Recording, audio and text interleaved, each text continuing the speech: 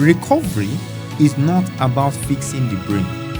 Recovery is about accommodating the brain. Just like what you've been explaining, Yeah. it's quite clear that substance abuse are not just related to neurodivergent individuals, Yes. that neurotypical individuals also Yes. engage in substance abuse. You see, someone started as a smoker of cigarettes, then the person graduates to taking Indian hemp, and the person graduates taking what colos or whatever they call it, right? And like that, and like that, and like that, till the person start taking cocaine. What if the brain wiring that makes life overwhelming could be your superpower at recovery? Today we explore neurodivergent, addiction, and recovering at your own terms. Welcome to Health and Wellness Podcast on Liberators Network. Joining me here today is Therapist Victor, speech and behavioral support therapist, and a SEND consultant. It's a pleasure to be here, to speak about neurodivergent and how it affects anxiety and substance abuse. Yeah. Okay, Mr. Victor, you're welcome. Thank you, Miss Massey. It's a pleasure.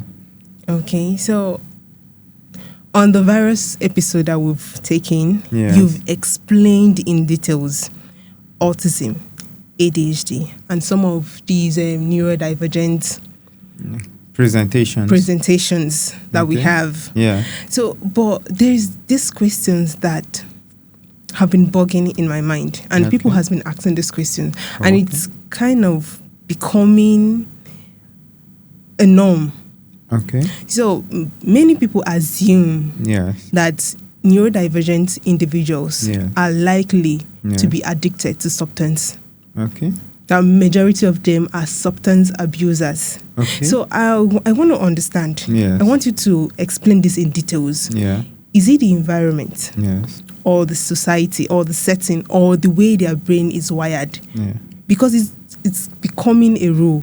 Because I made my research and I found out that most of these addicts Yeah. are neurodivergent individuals. Okay. Can you throw more light on that? Why is it so? Okay. So, why you have neurodivergent individuals being addicts? Now, research has shown that neurodivergent individuals are more likely prone to be substance abusers. Okay. Now, this is because autistic individuals and ADHDers, particularly, they are sensory seeking, right? And they are addicts on their own. Please. Okay. I think you should explain to me Yeah. like a child because Okay. I do not So, understand that. This is it. Remember, in our previous episode, we made mention of something called special interest. Yes. Now, what's special interest? Special interest is addiction. It's an addiction. You pick interest in something, you hyper focus. That's another word for it. You hyper focus. So, by virtue of their brain default, they are addicts. And they are what prompts this? What can lead to this addiction? Now, their brain is wired to be dopamine seeking. And what is dopamine? Dopamine is the chemical that gives you pleasure after an action. So it's a reward for an action.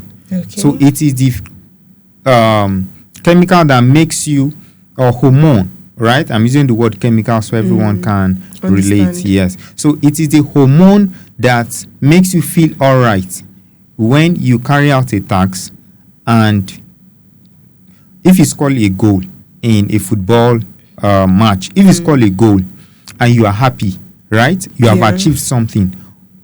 What is making you have that feeling is the hormone called dopamine. Are we together? So now this is also in neurodivergent individuals. Okay. Yes. There's what is referred to as baseline dopamine level. So when we say baseline, we mean a standard amount of dopamine that should be released into the brain. right? Okay. Now, for neurodivergent individuals, particularly autistic individuals and ADHDers, their body can't produce enough dopamine for several tasks. So that is why they are always dopamine seeking. They are deficient on dopamine. So they are below the baseline. So anything and everything they can do to level up, to bring that dopamine level to the baseline, they are going to do it. So by virtue of their brain default, their brain don't produce enough dopamine. Okay? Now, having said that, is it environmentally influenced? I will say yes. Okay. Because the world and the setting of the world is for the neurotypical. So, from the bus to the curriculum in school, to the airport, your office setting, the way the world has been organized, have been orchestrated, the architecture of the world is for the neurotypical individual, not for the neurodivergent. So there is what is called masking. So all these neurodivergent individuals like autistic individuals and ADHDers, they will need to be acting as if they are normal. Because they know that it's the way they feel is not the way others feel about something. Take, for example, autistic individuals, a few of them are sensitive to light. So instead of saying, oh, can you please turn off the lights? Can you reduce the intensity of the lights? They would rather just stay there, endure. So they are masking. That is masking. So it stresses their brain. A brain that is already stressed from automatic work, you are further stressing it by the environment, the condition of the environment. So it is a factor of biological and environmental. So they are interwoven. So for this case, what makes neurodivergent individuals to use substance, right, is as a result of the way their brain is being wired and the way the environment is being structured. So that's why. So for me, it is a combination of both biology and environment. And environmental, yes. Okay, you said something that caught my attention. You said neurodivergent individuals, especially autistic individuals and individuals, with ADHD. Yes. They don't have the normal secretion of dopamine. Yes. So that means they don't have the default setting of dopamine. Yes. Theirs is relatively very low. Yes. So if these individuals can undergo an act of raising this dopamine to a certain level, yes, does it mean that they can actually operate or do the attacks just like neurotypicals that have the normal secretion of dopamine? Because I know that, of course, I was diagnosed, and I can tell you that most times I'm unmotivated to do some certain things. Yes. And then I know what gives me that motivation, not motivation per se, but those dopamine spikes. Okay. But I can tell you that if I wake up in the morning and I started scrolling on the internet, I will get that feeling of that dopamine secretion. Okay. But I would want to stay there. And before you know it, 2 hours has passed, and I'm not being able to be productive. And then what follows suit is guilt. You get. So as a therapist, I just want to understand. Okay. Given that we don't have that normal secretion of dopamine, and then we can raise it mechanically to that level. So why does it seem that at that level we want to keep on doing what we are doing that raises the dopamine instead of being productive and channeling that energy and that motivation to something useful? Okay, so I'll answer the question like this. It's just simple. Why you stay where it's comfortable is because the human mind, the human analogy, the human anatomy, the human makeup likes comfort. So it's not just about being neurodivergent or being neurotypical. Okay. When you are in a comfort zone, you need a higher level of inspiration to break forward. Is that clear? So it's not an ADHD or autistic kind of stuff. It's different. Yes. So when you get your dopamine level to the baseline, it's fine. Possibly what has triggered that is scrolling through your phone. Now, instead of you to channel that energy, you've gotten it now, instead of you to channel it to the right things, you then continue. It is because of the human nature there that you just tend to stay where is comfortable. Yeah. So until you have a greater measure of enthusiasm, spike of dopamine, so to say, then you can channel it. But that would also boil down to therapy. Okay. Yes, for a neurodivergent individual that usually gets the dopamine level to the baseline. If the person has been exposed to therapy support, definitely the mind will be trained on how to channel that energy to the right cause. I get it. You get it now. Yes. So it is therapy. That's why it is very important that people seek professional support. So it's not just a bad habit. No. Because most people are addicted, because you're talking about addiction, Yes. and then most people are addicted to their phones. Yes. So these addictions now, these people that are addicted to their phone are most likely to be neurodivergent individuals. Exactly. Because just like what you said in the last episode, you said transitioning is not difficult for neurotypical. Yes. From the feeling comfortable and enjoying the process to doing something that is less comfortable. Yes. So it's difficult to just transition. True. But with therapy, Yeah. it's possible. Yes. Because you'll be trained, your mind will be trained, your body will be trained. There are routines, right? That's why you have things called to-do list. Okay. So if you have a to-do list and you are unmotivated to fix that to-do list, when you have hit your dopamine baseline, you can now follow the to-do list. True.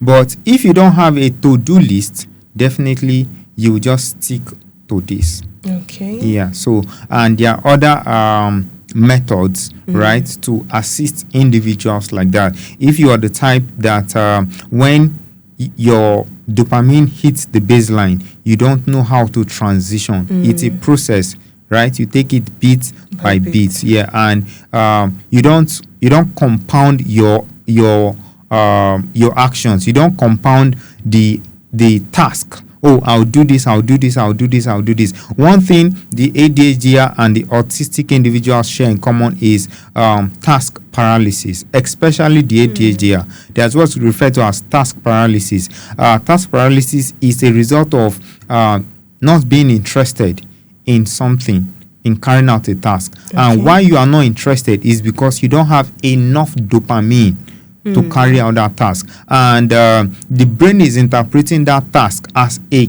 mountain to climb and telling you that you cannot climb the mountain, that it's impossible. So therefore you would rather walk away, right? Good. So if the person breaks this task into small ones, into units, definitely you'll be able to carry out the task. I'll cite you a biological example. It is, if you cook a yam, a full tuber of yam, you peel it and you put it on the fire, and then that same size, the same quantity of tuber of yam, you put it into small chunks, right? Okay. And you put it on the fire. Which will cook faster?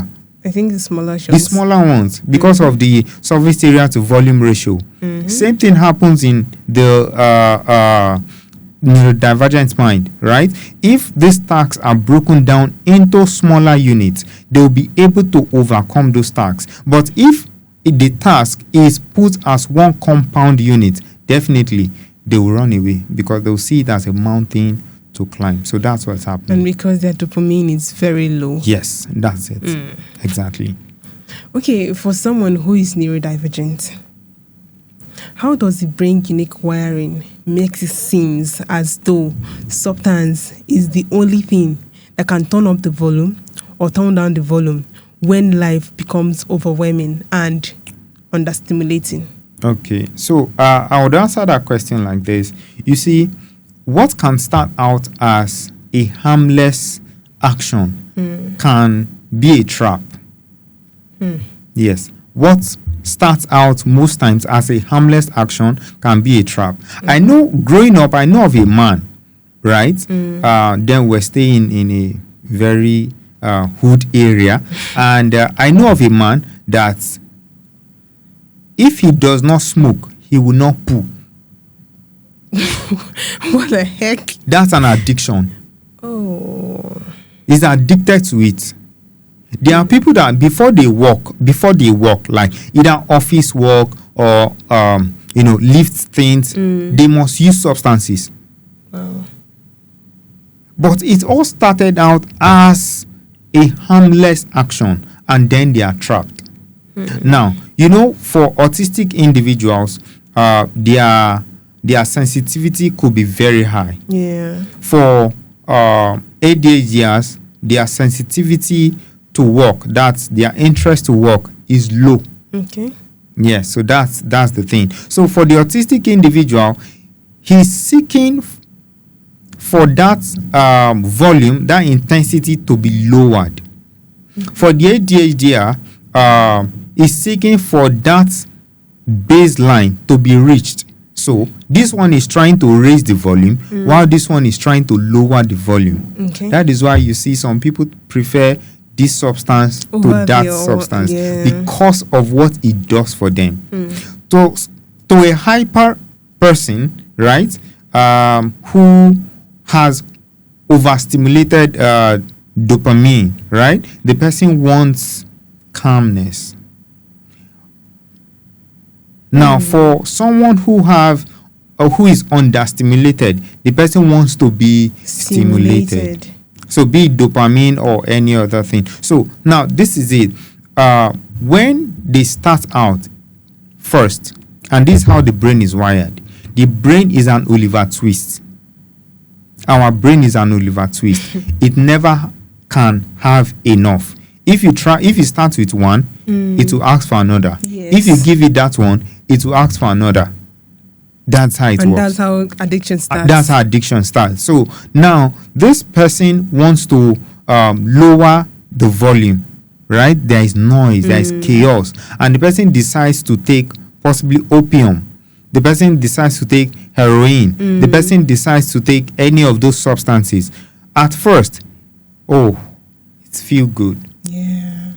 And then the person is able to work. The person is able to be productive and effective. And most of them will say it makes them think. Yes, because it gives them a window of clarity. Emphasis on window. It gives them a window of clarity. Not clarity. Not permanent clarity. Okay. So it's just like registration time.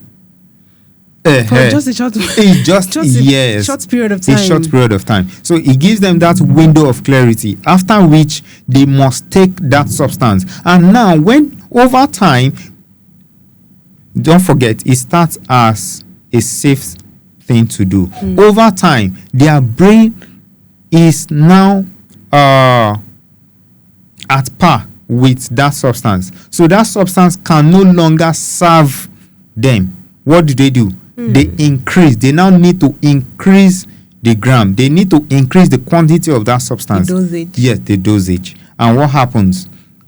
So you can see someone that started with one stick, start taking 2 sticks, taking 3 sticks. Someone started with possibly 5 milligram. Now it has increased. And then it has increased. And that's why you see people take things like tramadol. You see people that take a full sachet of tramadol. All at once. Yeah. Now, you could, substance abuse is very, very rampant today, and it starts out as a harmless event, which spirals into making these individuals to be trapped. So instead of them having a pathway, right, to get out of that, they become trapped in substance abuse. They become addicted. So that's it. That's how the whole routine happens. Starts out as something that is harmless, and then they become addicted, and most times they become even depressed because it gets worse. You see, someone started as a smoker of cigarettes, then the person graduates to taking Indian hemp, and the person graduates taking what colos or whatever they call it, right? And like that, till the person start taking cocaine. So, just like what you've been explaining, it's quite clear that substance abuse are not just related to neurodivergent individuals, that neurotypical individuals also engage in substance abuse. But basically, I just want you to throw more light on this. Okay. What are the negative effects of these substance abuse on neurodivergent minds? Okay. Alone. Yes. Okay. So if we're talking about substance abuse exclusively to the neurodivergent individual, I would like to still do a comparison so we further understand. Now, for the neurotypical, it is much easier for them to walk their way back. I think I feel that. It is easier. I can feel that. Because it is their natural way to be able to navigate, to be able to condition themselves to changes without much stress. Yes, would they be affected? Can they be addicted? Yes, but it is easier for them to walk their way out of addiction. Some of them even do that consciously. Like they don't go for therapy. It does not. They just be like, well, I'm stopping smoking today, man, and that's it. And then they will stop.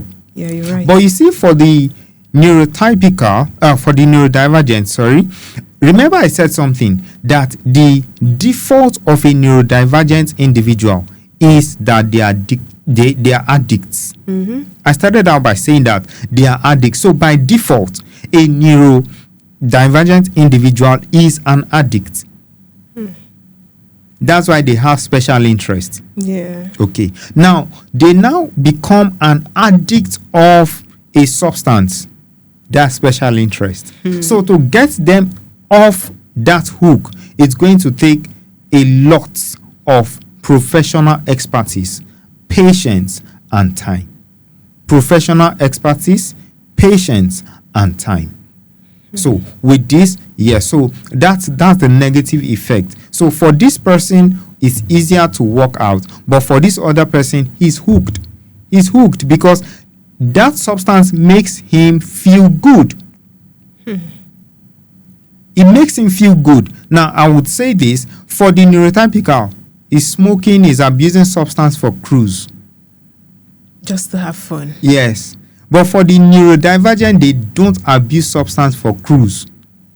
They abuse substance to fulfill a demand, to fill up a loophole, to carry out a task. That is the difference. So because this one is for cruise, there is no tangible thing. It's easier for that individual to let go. It's just cruise. Yeah. When he just remember, it's just for cruise. I'm not doing it for anything. Nothing serious. But for this one, if he does not take it, he's not going to carry out the task. He's not going to function optimally. And then you expect the brain to let go of it. So that's it. So that's the danger. The danger is when they get in, when they are hooked, it is more difficult for them to get off the hook. So it's better you don't even start at all. Exactly. So based on this, how does recovery for a neurodivergent individual from substance abuse look like? Okay, so recovery is not about fixing the brain. Recovery is about accommodating the brain. Okay. Yes. So substance abuse isn't just about ADHDers or autistic individuals, right? It's a general neurodivergent factor. And the way it plays out similar or same way in all neurodivergent individuals. Okay. Now, how can they recover? That is the question. How can they recover? Now, first thing we must know that I've stated here is that this world we are living in is designed for the neurotypical person. See, your hospital is designed for the neurotypical person. There is no neurodivergent hospital. You are treating a neurodivergent in a neurotypical hospital. You cannot totally treat the person. Now, do you know that recovery, be it in the psychiatric world or whatever, is structured? Those patterns are for the neurotypical person, not for the neurodivergent. So now what they are doing is you are using a neurotypical pattern to treat a neurodivergent mind. Now, what do you get? You get frustration. That's why you have the turnover to be very low. That's why you have it to be it seems as though it's a superficial treatment. After some time, you have a relapse. And when there is a relapse, it is worse off than the initial one. Now, and then a few times, some of these processes is too rigid. It does not even it does not paint the real picture. Now, they do emotional evaluation. For an ADHD, you will tell the person to sit and not talk. Now, remember the ADHD, by virtue of nature, who they are, they speak to themselves. So now, imagine in a psychiatric setting, an ADHD is asked to sit still. If you can sit still for, say, 20 minutes without moving, without speaking to yourself, then you are okay. Is an ADHD by default. And he cannot sit still by default. So what do? They say this person is not ready for recovery, for treatment. So recovery is not a one-size-fits-all. Take it from me today. Yes. With my years of working and supporting individuals, recovery is not a one-size-fits-all. I'll give you 3 examples, practical life examples.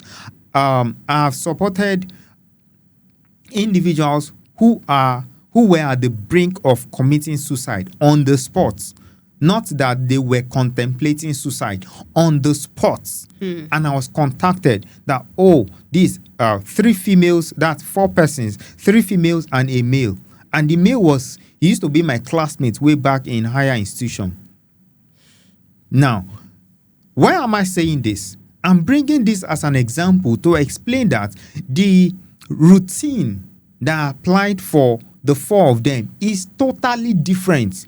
Okay. Just imagine I was applying the same pattern for 4 of them. I will not get my result. But I was applying an individualized pattern. So that is how recovery can look like. If you want to have these people fully recovered, then you need to structure this pattern to suit who they are. So that's it. So the key is not about just conducting treatment. No. But to conduct the treatment according to who they are. Yes, according to the brain needs, to that person. There's something we refer to as IEP. I'm a SEND consultant. Okay. Yes. So in special educational needs, we refer to something as IEP, individualized educational plan. As you have curriculum, a general curriculum, right? For special needs individuals, we have what is called IEP. So you can call the special need individual curriculum an IEP. So an IEP is there to meet the need of an individual. So they could be 3 or 4 in the same class, but they have different needs. So they are not using the same curriculum per se. Wow. So you can see the results. You cannot judge this or this or this or this by a general curriculum. You only judge them by their specific IEPs, which is their own curriculum. So bringing that to recovery, right? If you're having a general standard and they are different individuals, you are not only committing a disservice, you are failing the system. Yes, because they can't meet that standard because they are not built for that standard. That standard was built for a neurotypical individual. So you need to have what is referred to as an individualized plan for recovery. So that's it. So basically, recovery is not one size fits all. Definitely. Looking ahead. Yes. So how can we shift the conversation from neurodivergent is the key to addiction to neurodivergence can be a superpower at recovery? And what changes in policy, healthcare, or culture would we need for this to be a reality? Everything needs to change from top to bottom. Okay. Yeah. The policymakers need to include the advocates who are advocating for inclusion. And most especially, if we are being sincere, we need to have neurodivergent minds in the policy making. Yes. You can't, I'm a male. Yes. There are certain policies I can't make for a female. You're right. Because I'm not a female. I'm not in the female world. I'm in the male world. That's why you have in the parliament, you have the male and the female, and then you have certain things. So definitely, first is when you want to make policies that centers around inclusion and neurodivergent mind, don't bring a neurotypical person. Bring a neurodivergent individual. Ask them questions. Let them communicate. They are the ones that can tell you what is in their world. And that will help you with policy. Then another thing is the curriculums. Curriculums should be reviewed to accommodate neurodivergent individuals. Okay. Yes, curriculums. And these curriculums should also include like professional courses, right? To be able to understand neurodivergence. The medical students from your year 1, year 2, year 3, they should be a course on neurodivergence. So by the time they are graduating, they are not graduating with the mindset of going to meet only or attend to only neurotypical individuals. They would also be attending to neurodivergent individuals. This would help shift the culture from just